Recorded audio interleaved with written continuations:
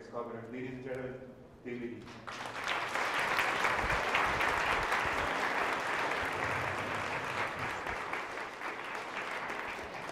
Thank you.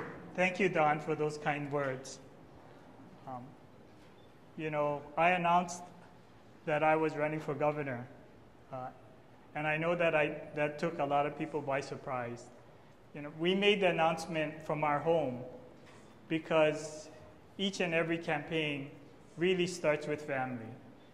For those of you who run for office, you know, your family is the one who's there when you start.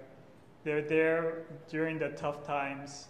They're there during the celebrations because they provide unconditional support and love as you proceed through the campaign. So it was really important for us to start from the home. I did want to introduce my mom. She's a resident at the Pro City Nursing Home, and I'm glad that, you know, some of you may or may not know that I was appointed by Governor Ariyoshi, or I probably wouldn't be here today. It's so funny when I called my mom to let her know that the governor was going to appoint me to the House of Representatives. You know, her first response was, well, how come not the Senate? So, you know, she has always been my biggest supporter, and I'm glad that she could be here today. You know, as Don had said, I'm the fifth of six boys in the Ige family, and those that could be here are here today. I did want to introduce them. My oldest brother is Richard. My next brother is Steve. He lives in LA. And maybe if we changed our economy, he might have an opportunity to return to work. Robert is my fourth brother. I know my brother Ted is with us in spirit. He passed a couple months ago. My youngest brother Eddie is also here. You know, one thing, we had 6 boys growing up in Pro City, a couple blocks down the street. You know, we moved to Pro City when Moana Loa Road was Kane Hall. So all of this was Cane Fields. So when I grew up in Pro City, it was really a small, intimate community. And you know, 6 boys, both of my parents worked to make ends meet. We knew that we had to help out at home. So my oldest brother got off easy because he's the oldest. My youngest brother got off second easy because he's the youngest. All of us middle kids had to pick up the slack. And you know, we knew that we had to focus on helping each other in order to get the work done. So we had to do the laundry, the cleaning the yards, cooking the meals because both of my parents worked. And we didn't argue about who had to do what because we knew that if we focused at the task at hand, that if we all worked together, everything would get done and the family would be good. And we did that for, I've lived in Pro City all of my life. And that's kind of one of the lessons and the values that you learn growing up in a community like Pro City. So I just wanted to thank all of them for being here. You know, as I said before, a campaign really begins and ends with family, and I'm glad that they could be here. Don had talked about, and I did want to introduce my wife, Dawn, who's been a partner for all of these years.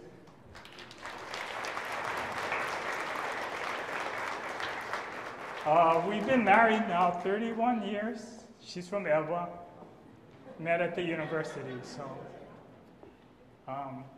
it's been a great partnership. She tells me all the great ideas, and then I take them and I implement. So,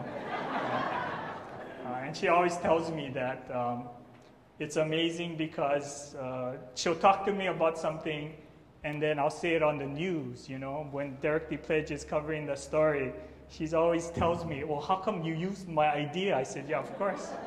You know, I know that I'm not the brilliant guy. But all the best ideas come from all of you. And really, I'm just a conduit for doing public service.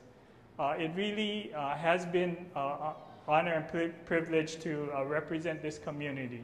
I do remember what it's like when it was a real small community growing up. I also wanted to introduce my kids. My son Matthew is the youngest, just graduated. He'll be going off to Johns Hopkins in about 10 days or so. My middle daughter Amy will be a senior at the University of Rochester next. Hopefully she graduates in May in public health and biology, and trying to figure out how to get a job. And then my oldest daughter, Lauren, graduated from USC last May, 2 Mays ago, sorry. And she actually will be starting law school at Georgetown University in Washington.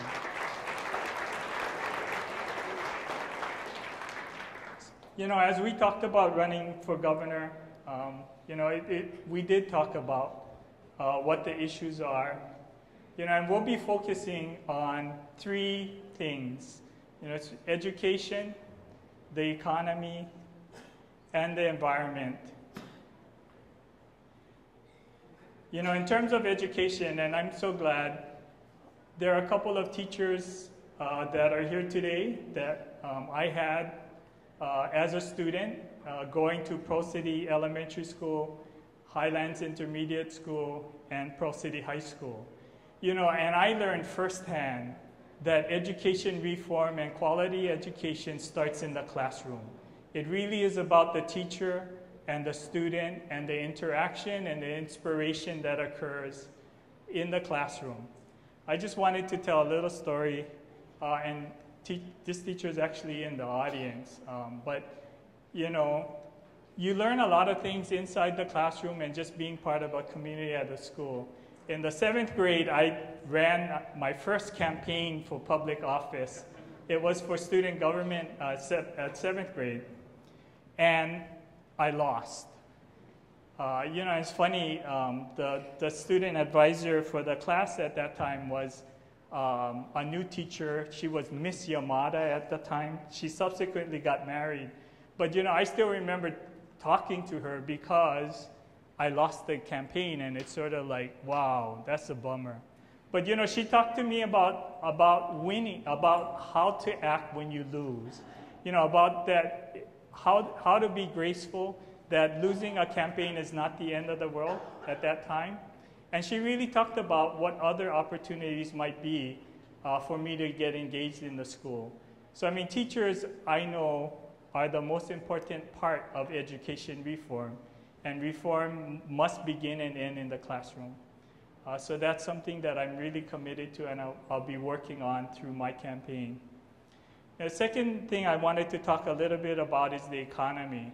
You know, I had a young people summit at my home organized by my kids to really talk about what issues are most important to the young people in our communities.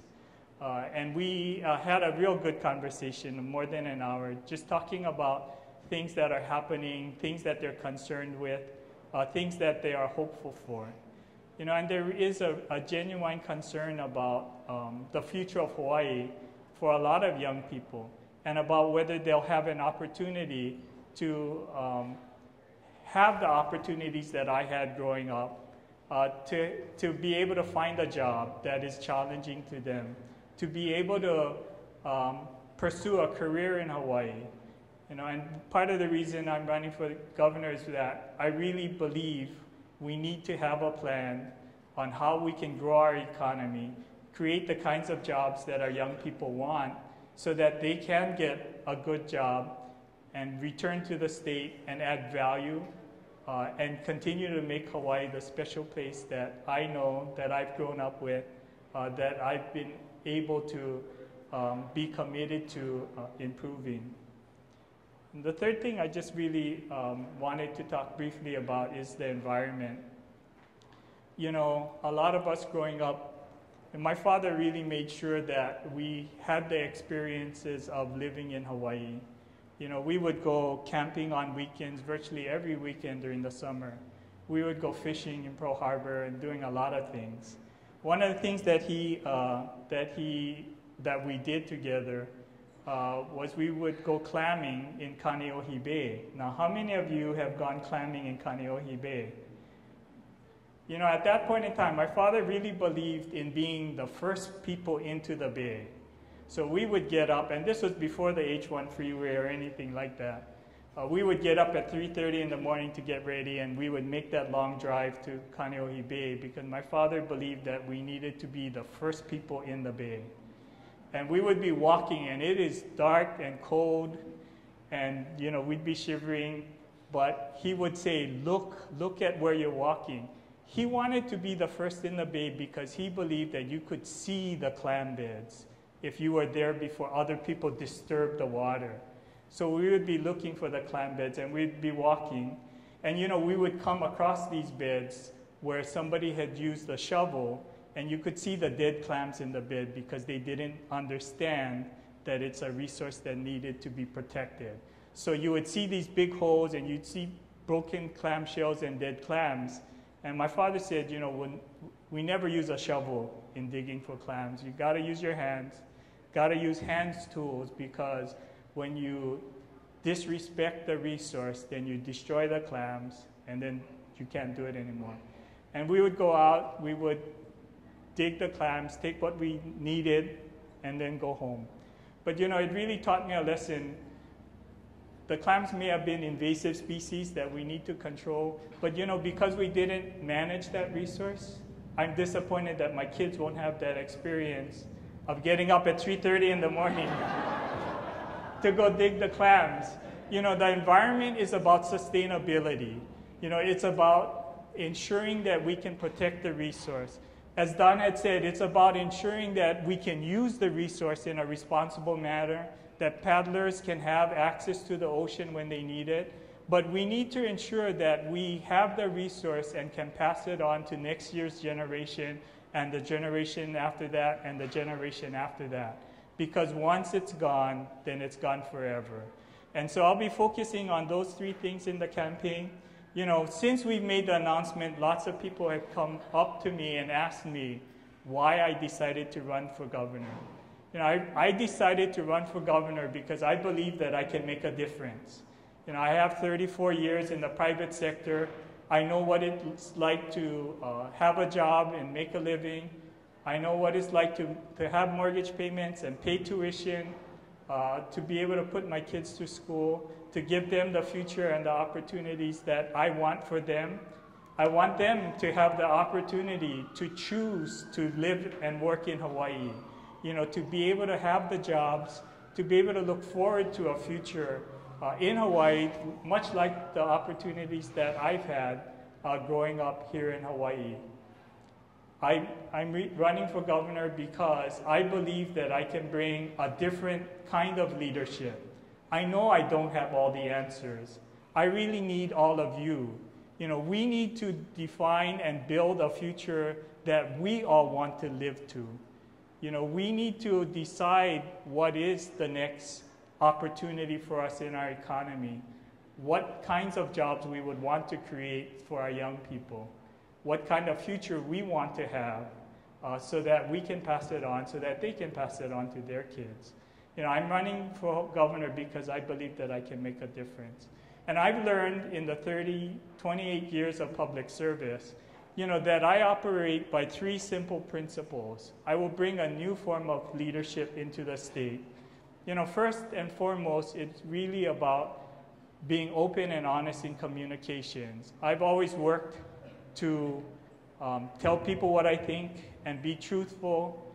I've also worked, second, to be respectful and to treat all points of view equally. You know, we live in a democracy, and it's very important that we honor and respect the points of view that people bring so that we can be deliberative in making decisions. And then third and finally, it really is about making the best decision for the best people for the right reasons in the right way. It's really about taking all of the information and all the input from the people and making the best decision to move the state forward. So I'm really committed to bringing this new form of government. I don't have all the answers. I need all of your support. You know, we decided to have this kickoff rally in Pearl City because I really believe that you're part of my family. We want to invite you into the campaign. We know that it will be a tough campaign. No governor has ever lost re-election except for 2014. But I really need each and every one of your help. I need for you guys to reach out and touch somebody, talk to them about my candidacy. And if you can do that and you ask 10 of your friends and they can ask 10 of their friends, then pretty soon we will be successful next August. So thank you all for coming. I appreciate your support. I've appreciated all of your support over the years. And I invite you to the campaign and ask that you talk to your friends about David Ige for governor. Thank you.